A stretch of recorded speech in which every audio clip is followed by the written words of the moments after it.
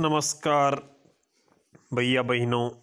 आदर्श शिक्षण समिति Barmer online class में आप सभी का हार्दिक स्वागत अभिनंदन। कक्षा 9वीं विषय हिंदी, पाठ 12 कैदी और कोकिला।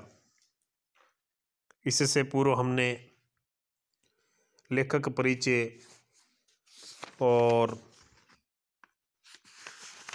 पद्य का पहला अंतरा वह पढ़ा था। उसके बाद हम देखते हैं दूसरा अंतरा कैदी और कोकिला का। ये कैदी और कोकिला है, लेखक माखनलाल चतुर्वेदी, जो जेल के अंदर कैद है। अंग्रेजों की तानाशाही शासन। अंतरा देखते हैं, ठीक प्रकार से समझेंगे। ऊंची काली दीवारों के घेरे में, डाकू चोरों बटमारों के डेरे में, जीने को नहीं देते पेट भर खाना, मरने भी देने नहीं तड़प रह जाना, मरने भी देते नहीं तड़प रह जाना। जीवन पर अब दिन रात कड़ा पहरा है, शासन ने यह आतंक का प्रभाव गहरा है। हिमकर निराश कर चला रात भी काली, इस समय काली मामई जगी क्यों आली। इसमें शब्द आया बट मारो। बट मारो शब्द का होता है लुटेरों। इसमें व्याख्या है, कवि अपने जेल में बंद अन्य कैदियों के संबंध में कोयल से कहता है। उस समय कवि जेल में बंद होता है, कहता है कि हम क्रांतिकारी देशभक्त इस जेल की ऊंचाई काली दीवारों के घेरे में कैद है। ऊंची काली दीवारों के घेरे में हम सभी कैद है। और जो कोयल होती है, कोकिल होती है, वो जेल के ठीक सामने बैठी हुई इस प्रकार की अब निकालती आवाज़, कहती है डाकू चोरों बटमारों के घेरे में। वस्तुतः यह स्थान तो उन निवास का है जहाँ पे यहाँ डाकू चोर लुटेरे जैसे अपराधी यहाँ पे रहते हैं। जेल में पेट भरकर भोजन नहीं दिया जाता है, मरने भी नहीं जीने को नहीं देते पेट भर खाना। इसका अर्थ ये होता है कि इस प्रकार हम रहते हैं, न तो जेल में पेट भर भोजन दिया जाता है और न ही हमें यहाँ जीने देते हैं और न ही हमें मरने देते हैं। तड़पते हुए यहाँ रहते हैं। सास जीवन पर अब दिन रात कड़ा पहरा है, अर्थात जहाँ हम रह रहे हैं हम तो यहाँ तड़पते रहते हैं। यहाँ पर अंग्रेज सरकार का हम पर रात दिन कड़ा पहरा चौकसी रहती है। उसके बाद है शासन है या तम का प्रभाव गहरा है। इसका भावार्थ ये होता है कि अंग्रेजी शासन के प्रभाव से जो प्रभाव है वो अंधकार के समान बहुत ही गहरा है। उसके बाद है हिमकर। हिमकर शब्द चंद्रमा का प्रयोज्य शब्द है। हिमकर निराश कर चला रात भी काली, अर्थात चंद्रमा भी अस्त हो गया है बड़ी निराशा के साथ। अब हम निराश होकर काली रात में ही जी रहे हैं, किसी प्रकार की आशा नहीं है।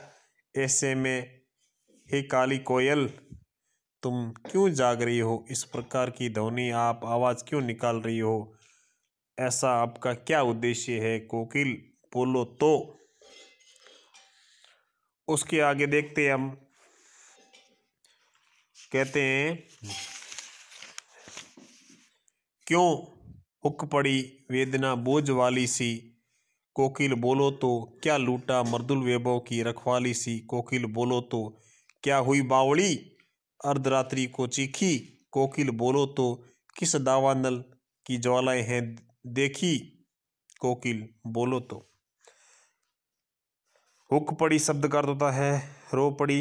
दावानल शब्द का अर्थ होता है जंगल में अपने आप लगने वाली आग। बावड़ी का अर्थ होता है पागल।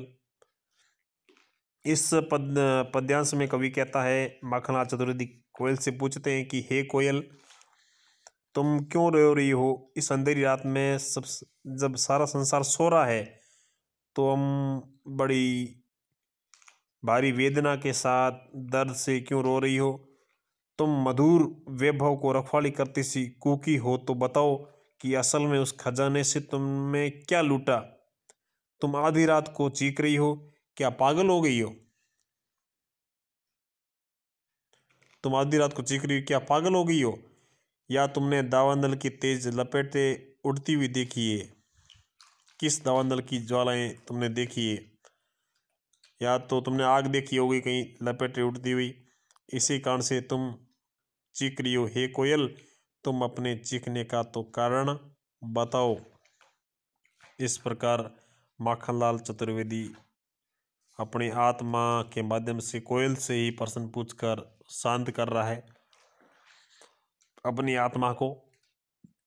उसके बाद है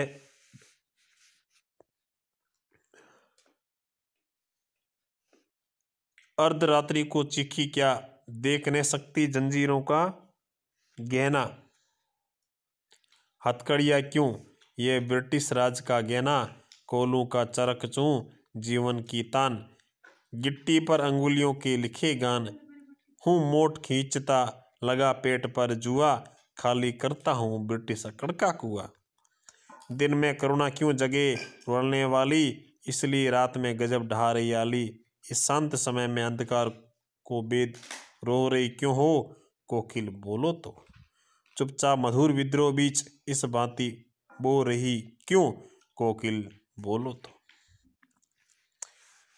जंजीरों का गहना आया है, इसका अर्थ होता है हथकड़ियाँ। चरक चूं शब्द इसमें आया है, उसका अर्थ होता है कोलू के लोहे के भारी पहियों के चलने से उत्पन्न जो आवाज़ आती है उसको बोलते हैं चरक चूं। मोट एक प्रकार का बड़ा थैला होता है जो पानी निकालने काम आता है। इस प्रकार ये महत्वपूर्ण जुआ एक गाड़ी खींचते समय बैलों के कंधों पर रखे जाने वाला एक लकड़ी का होता है।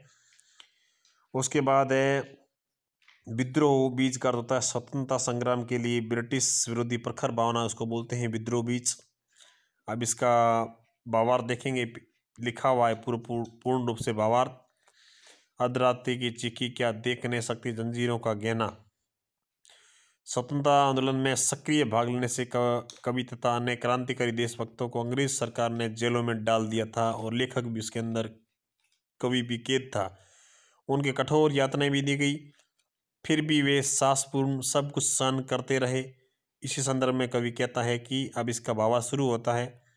हे कोयल, क्या तुम अर्धरात्रि के समय इसलिए रो रही कर रही हो कि हमारे शरीर पर पड़ी ये बेड़ियां जो जंजीरों के गहने तुम नहीं देख सकती? तुम नहीं देख सकती, प्रश्न पूछता है कवि। तुम इस प्रकार की ध्वनि निकाल ली और हमारी बेड़ियां बंधी हुई है, तुम्हें हमारे से इस प्रकार की कैसी भावना है?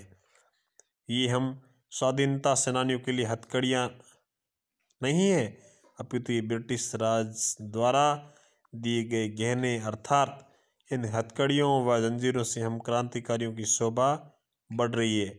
हम जेल में कोलू खींचने पड़ता है, हमारे को क्या क्या काम करना पड़ता है, उसकी चरकचों की आवाज़ को हम जीवन की संगीत मानते हैं। चरकचों की आवाज़ को महत्वपूर्ण प्रश्न है। पत्थरों को तोड़कर हम गिट्टियों पर मानो हमारी अंगुलियां गीत लिखती है। जेल में क्या क्या करना पड़ता है?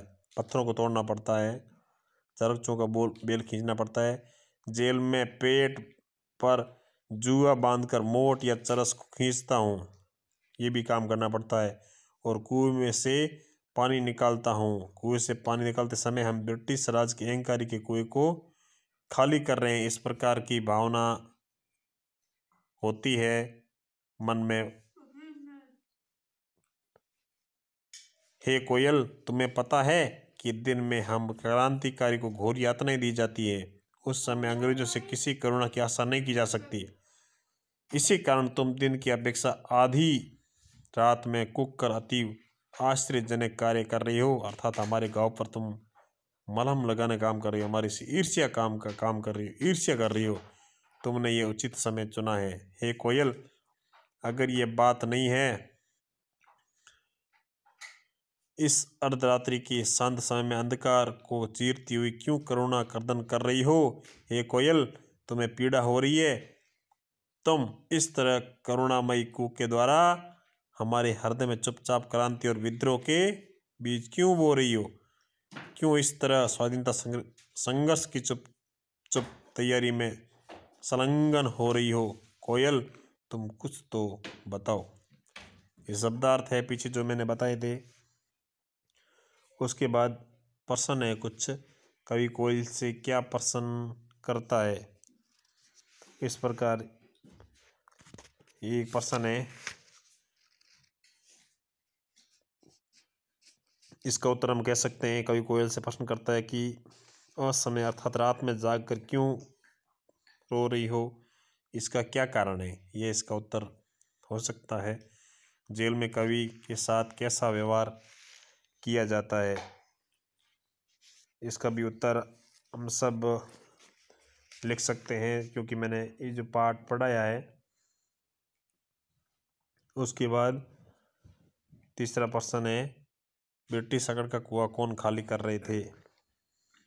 इन तीनों प्रश्नों के उत्तर आपको अपनी अभ्यास पुस्तिका कॉपी में करने हैं। धन्यवाद।